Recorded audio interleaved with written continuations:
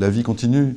Et c'est ça qui est beau dans cette histoire, me semble-t-il, c'est que, bon, ils ont beau être aux prises avec quelque chose d'absolument exceptionnel, mais qui malheureusement pour eux se répète quand même de jour en jour, et peut-être que ça dure comme ça depuis des semaines, mais ils ont aussi un quotidien qu'ils essayent de défendre, qu'ils essayent quelque part de promouvoir dans leur propre conscience pour pouvoir essayer d'un petit peu faire abstraction de la pression qu'ils subissent.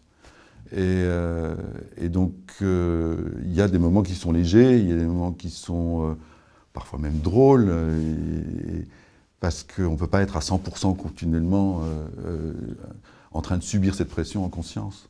Il n'y a pas de normalité en temps de guerre.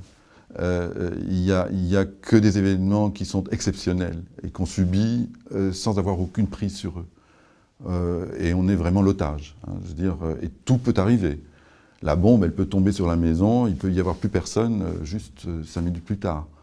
Et en même temps, en attendant, eh ben, il faut faire à manger, il faut faire de la lessive, on se bat contre la poussière parce qu'évidemment c'est un monde de poussière.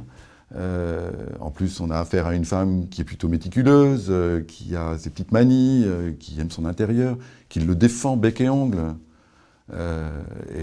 Voilà, donc c'est chez elle, c'est sa maison. Moi, ce que le film dit entre les lignes, c'est que le personnage de cette mère de famille est aussi un personnage déplacé au départ. Elle est d'origine palestinienne. C'est pas explicitement dit dans le film, mais elle est d'origine palestinienne, comme l'est Tiam Abbas. Et que donc, elle a construit sa vie autour de sa maison. Et que là, maintenant, cette guerre ne va pas l'empêcher de continuer à vivre là où elle a décidé de vivre.